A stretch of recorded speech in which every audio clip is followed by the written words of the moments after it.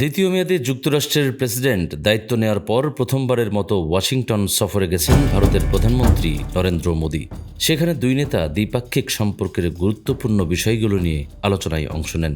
বৈঠকের আগে সাংবাদিকদের সঙ্গে প্রশ্নোত্তরে উঠে আসে বাংলাদেশ প্রসঙ্গ। আজ শুক্রবার এই তথ্য জানিয়েছে ভারতের গণমাধ্যম এনডিটিভি। বৈঠক শুরুর আগে আন্তর্জাতিক গণমাধ্যমের মুখোমুখি হন দুই নেতা।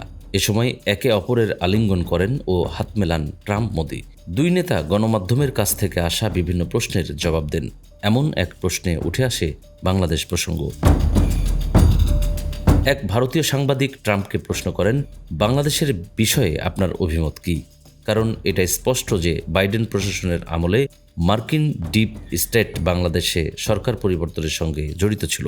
এমনকি মোহাম্মদ ইউনুসও জুনিয়র সরোসের সঙ্গে দেখা করেছিলেন। বাংলাদেশের বিষয়টি নিয়ে আপনার দৃষ্টিভঙ্গি কী? জবাবে ট্রাম্প বলেন, এক্ষেত্রে আমাদের ডিপ স্টেটের কোনো ভূমিকা ছিল না। এটা এমন একটি বিষয় যেটা নিয়ে মোদি দীর্ঘদিন ধরে কাজ করছেন এবং সত্য বলতে শত শত বছর ধরে এ বিষয়টি নিয়ে কাজ চলছে, কিন্তু আমি এটা মোদির হাতে ছেড়ে দিচ্ছি। এটি যুক্তরাষ্ট্রে প্রধানমন্ত্রী হিসেবে মোদির 10ম সফর এবং ট্রাম্প প্রেসিডেন্ট থাকাকালীন 4র্থ সফর। 2024 সালে সর্বশেষ বাইডেনের সঙ্গে বৈঠক করতে যুক্তরাষ্ট্রে যান মোদি। 2014 সালে বারাক ওবামার শাসনামলে প্রথমবারের মতো রাষ্ট্রপ্রধান হিসেবে যুক্তরাষ্ট্র গিয়েছিলেন মোদি।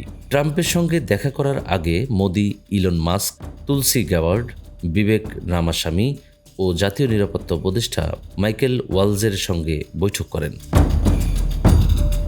নিউজ ডেস্ক, আমাদের সময়।